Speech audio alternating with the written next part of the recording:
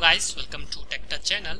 Today I am going to show you in this video how to fix Krnl Injector failed to find Roblox process.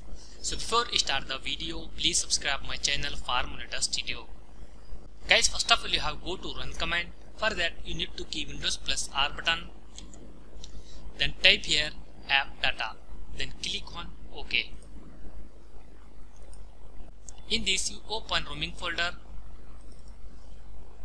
You can search Krnl folder, then select, then click on delete. After deleting, go back, open local folder,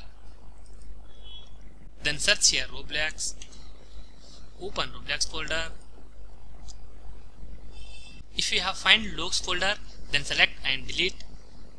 After deleting logs folder, close this window, open your Windows settings.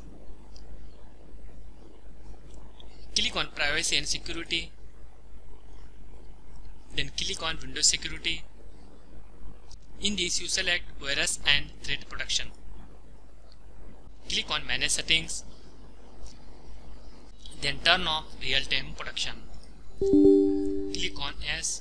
After that close this window. After doing all this method, once you restart your PC or laptop, fixed your problem. So in this way you fix this problem. Thanks for watching friends. Hope you like this video. If you like this video, please like, share and don't forget to subscribe my channel.